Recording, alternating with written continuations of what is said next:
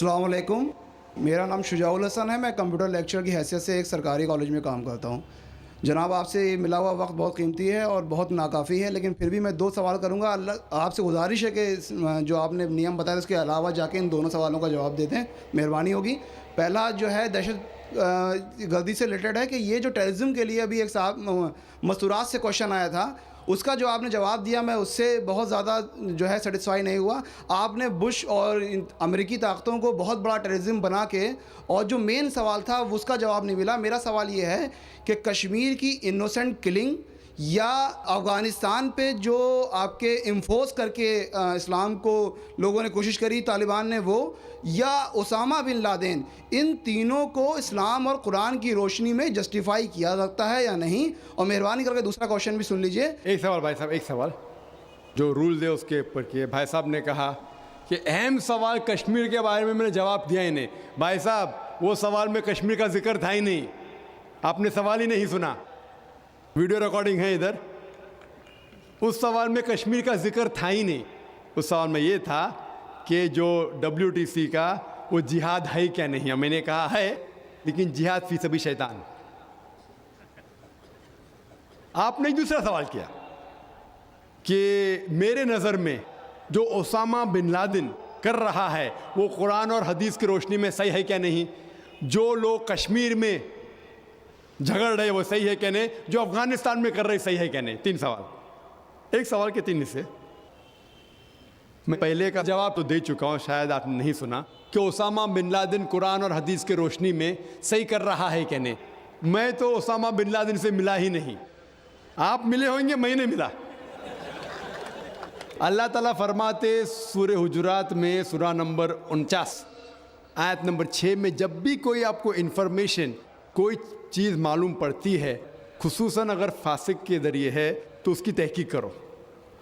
مجھے پتا نہیں، جو یہ CNN کہہ رہی ہے کہ اسامہ بن لادن نے WTC کو گرایا، اسامہ بن لادن تو کہتا میں نہیں گرایا. تو نہ میں اسامہ بن لادن سے ملا، تو میں یہ بھی نہیں کہتا اسامہ بن لادن قرآن حدیث پہ ہے یا نہیں ہے. اللہ عالم، اللہ عالم. اگر ہے تو جنت میں جائے گا، نہیں ہے تو نہیں جائے گا. مجھے ضروری نہیں کہ اسامہ بن لادن سے ملنا میرا فرض ہے. ٹھیک ہے نا؟ وہ آخرت کے دن میں فیصلہ ہو جائے گا. اللہ تعالیٰ آپ سے بھی نہیں پوچھے گا کیا وہ مجاہد تھا کہ دہشت گرد تھا. وہ اللہ تعالیٰ فیصلہ کریں گے.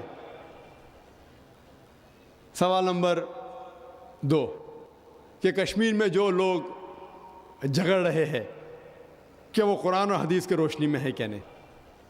میں کشمیر میں لاسٹ ایئر 2003 میں تقریباً 1 سال پہلے گیا تھا.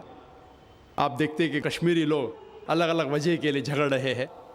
اگر وہ وجہ قرآن اور حدیث سے صحیح ہے تو صحیح وجہ، اگر خلاف ہے تو خلاف ہے. یہ کہنا کہ سارے کشمیر قرآن حدیث کے اوپر ہے یا سارے کشمیر نہیں ہے، یہ بالکل غلط ہے. کچھ لوگ قرآن اور حدیث کی روشنی میں جدوجہد کر رہے ہوں گے تو صحیح جہاد کر رہے.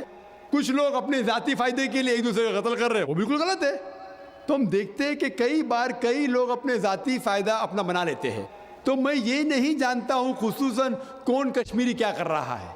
تو اسی لیے یہ کشمیر عام لوگ قرآن حدیث پہ عمل کر رہے کیا نہیں، آپ کو اس سے پوچھنا چاہیے جو پالیٹکس کے اندر ایک ماہر ہے.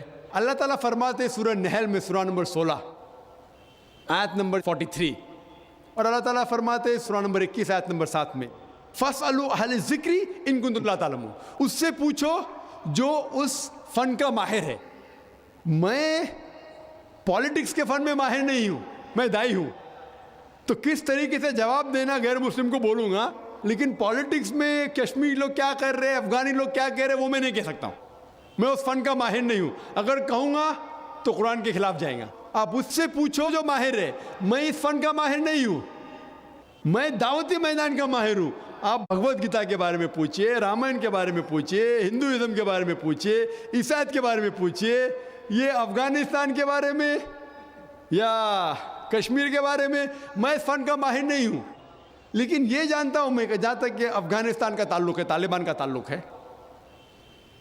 ہم دیکھتے ہیں CNN کے اندر کہ کئی بار BBC اور CNN میں دکھایا گیا کہ ایک طالبان ایک خاتون کو بے دردی سے مار رہا ہے. ارے طالبان خواتین کو مارتے ہیں ظالم لوگ. کیونکہ دائی ہونے کے حیثیت سے میں کئی ممالک کا دورہ کرتا ہوں. 2 سال پہلے میں ملیشیا میں گیا تھا. وہاں ایک شوہر اور بیوی سے ملاقات ہوئی جو ڈاکٹر تھے. بیوی گائنوکالوجسٹ تھی اور شوہر سرجن تھے. انہوں نے تقریباً 1 مہینہ افغانستان میں رہے اور انہوں نے کہا مجھ سے کہ یہ جو ٹی وی میں دکھا رہے تھے کہ طالبان لوگ خواتین کو مار رہے، یہ بالکل غلط ہے. میں نے پوچھا آپ کو کیسا پتہ غلط ہے؟ تو اس نے مجھ سے کہا، وہ میاں بیوی نے کہا، کیونکہ طالبان کو جو پگڑی باندھتے ہیں ان کے باندھنے کا ایک خصوصی طریقہ ہے. مثال کے طور پہ جب ہم عربوں کو دیکھتے، ہمارے لیے جو عجم ہے، ہمارے لیے سب عرب ایک جیسے پگڑی باندھتے، پھیٹا باندھتے، اپنا غترہ باندھتے. لیکن وہ عرب ہی جانتا ہے کہ سعودی غترہ باندھنے کا طریقہ الگ ہے، وہ اماراتی یو اے ای کا غترہ باندھنے کا طریقہ الگ ہے، وہ کویٹی کا غترہ باندھنے کا طریقہ الگ ہے. وہ پہچان سکتے. ہم نے اسی طریقے سے وہ طالبان کی پگڑی باندھنے کا طریقہ الگ ہے. وہ ڈاکٹر کہنے لگے مجھ سے کہ جس طریقے سے وہ بی بی سی اور سی این این میں دکھا رہے تھے طالبان خواتین کو مار رہے، وہ طالبان ہے ہی نہیں، وہ ایکٹر لوگ کو لے کے آئے تھے، لیکن بیوقوف تھے کہ ایکٹنگ میں برابر سے نہیں کیے، وہ کپڑے برابر نہیں تھے. میں نے تقریر سنی ایک رپورٹر جس کا نام ہے یوان ریڈلی. یوان ریڈلی ایک برٹش رپورٹر ہے. جب اٹیک ہوتا ہے امریکہ کا افغانستان پہ، بھائی صاحب کو دکھ ہو رہا تھا جب میں نے کہا کہ امریکہ ٹیررسٹ ہے، دکھ ہو رہا تھا ان کو. جارج بش اگر آپ کے رشتہ دار تو معافی چاہتا ہوں میں. تو یوان ریڈلی جو تھی، یوان ریڈلی ایک رپورٹر ہے، برٹش رپورٹر، سفید ہے، وائٹ یوروپین. اس کو بھیجتے ہیں افغانستان میں تحقیق کرنے کے لیے طالبان کے بارے میں. وہ سارے تحقیق کرتے اور پورے ٹائم وہ نقاب میں رہتی ہے، حجاب میں رہتی ہے. ایک بار کیمرہ گر جاتا ہے اور اس کا راز فاش ہو جاتا ہے تو طالبان اسے پکڑتے ہیں، 6 دن تک اسے قید کرتے ہیں. اور جس طریقے سے طالبان نے اس کے ساتھ برتاؤ کیا وہ اس لیکچر میں کہتی ہے کہ لوگ جب انہیں پکڑتے ہیں تو بولتے کون اس کے ساتھ ہے، تو آدمی کو لے کے آتے، پھر اس کو لے کے جاتے ہیں اور سب لوگ گھیر لیتے. تو وہ سوچتی ہے ابھی چند منٹوں میں یہ جاہل لوگ میرا قتل کر لیں گے. شاید ہو سکتا ہے کہ 10-15 طالبان میرا بلاತ್ಕಾರ کریں گے. اس کے ذہن میں یہ سب جا رہا ہے، سوچ رہی ہو سکتا ہے کہ مجھے جھاڑ پہ سے لٹکا دیں گے. وہ ایک دم ڈری ہوئی ہوتی. 1 گھنٹے تک لوگ اسے گھیرتے لیکن کوئی بھی سامنے نہیں آتا. وہ سوچتے ابھی میری موت، ابھی میری موت. 1 گھنٹے بعد ایک افغان عورت آتی ہے اور اس کے جسم کی جانچ پڑتال کرتی ہے. پھر اسے پتہ لگتا ہے ہاں یہ لوگ سمجھتے ہیں کہ میرے پاس ہتھیار ہے. وہ اتنا تیش میں آتی ہے، اگر لوگ میں سے پوچھنا چاہیے ہتھیار میں بولتی نہیں ہے. 1 گھنٹہ تک کہ میں تڑپ کے مر رہی ہوں کہ یہ آج مجھے ماریں گے. وہ تیش میں آ کے کیا کرتی ہے، اپنا اسکرٹ اٹھا لیتے، دیکھو میرے پاس ہتھیار نہیں ہے. جیسا اسکرٹ اٹھاتی ہے طالبان 180 ڈگری اس طرف دیکھتے اور بھاگ جاتے. تو وہ کہتی ہے اپنے تقریر میں طالبان کو مارنے کے لیے بم گرانے کی ضرورت نہیں. وہ کہتی ہے اگر عورتوں کے کپڑے چھوڑیں گے تو طالبان مر جائیں گے شرم کے مارے. اور وہ تقریر کرتی ہے کہ اس عزت سے میری حفاظت کی 6 دن تک کے وہ طالبان لوگ نے. اور جب اسے پوچھا جاتا ہے سوال جواب کی نشست میں کیا آپ کو لگتا ہے کہ القاعدہ نے WTC کو گرایا، تو وہ یوان ریڈلی کہتی ہے میرے حساب سے القاعدہ موجود ہی نہیں ہے. یہ اس کا کہنا ہے، میرا کہنا نہیں. اور جب اسے آزاد کیا جاتا ہے 6 دن کے بعد، اور جب باقی رپورٹرز پوچھتے آپ کے ساتھ کیا سلوک کیے، تو انہوں نے کہا اتنا اچھا حسن سلوک کیے کہ رپورٹ کے اندر ہی نہیں آیا. اور اس نے صرف یہ وعدہ دی تھی کہ میں انگلینڈ جا کے واپس سے قرآن مجید کا ترجمہ پڑھوں گی. تو وہ جاتی ہے اور چند مہینے بعد قرآن کا ترجمہ پڑھتی ہے اور اس کے بعد وہ اسلام قبول کرتی ہے.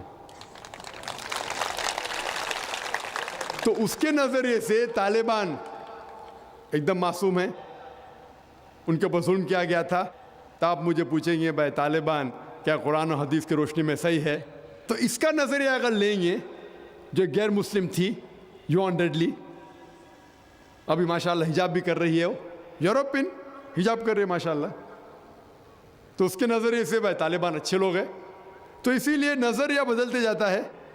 امریکہ کے حساب سے طالبان ظالم لوگ ہیں. تو میڈیا ایسی چیز ہے کہ کوئی بھی ہیرو کو زیرو بنا سکتی ہے. They can make day into night black into white, day into night black into white. Hero کو زیرو بنا سکتی ہے, کوئی ولن کو بھی ہیرو بنا سکتی ہے. تو اسی لیے قرآن مجید میں اللہ تعالیٰ فرماتے کوئی بھی چیز آپ کے پاس آتی ہے اس کی تحقیق کرو تیسرے کو پہنچانے کے پہلے. تو اسی بنیاد پہ میں نے کہا تھا, کیا نام ہے, اسامہ بن لادن کو جانتا ہوں نہ, یہاں کیا ہو رہا ہے پتہ نہیں مجھے, افغانستان بھی میں نہیں گیا ہوں, لیکن یہ رپورٹ کے ذریعے یہ پتہ لگتا ہے کہ یہ جو امریکہ کر رہی ہے اپنے میڈیا کے ذریعے یہ شیطانی حرکت جو غلط فہمی پھیلا رہی ہے, اس کی سزا تو انشاءاللہ انہیں ملیں گی. اسی لیے میرے نظریے سے جارج بش نمبر 1 ٹیررسٹ ہے. آپ کو دکھ ہوائیں گا. جب میں لندن میں گیا تھا, وہاں ایک تقریر کی اور میں جواب دیا, تو ایک نوجوان اٹھ کے کہتا ہے کہ جارج بش کو ہم دعا کرتے کہ اللہ تعالیٰ اس کا قتل کرے. تو میں نے کہا میں تو یہ دعا نہیں کروں گا, کیونکہ اللہ کے رسول نے جو دعا کی, جو سب سے زیادہ دشمن اسلام کے خلاف جو تھے محمد صلی اللہ علیہ وسلم کے دور میں, دونوں کا نام تھا عمر. تو اللہ کے رسول نے یہ دعا کی کہ کم از کم ایک عمر کو ہدایت دے. تو میں یہ دعا کرتا ہوں کہ کم از کم اللہ تعالیٰ جارج بش کو ہدایت دے.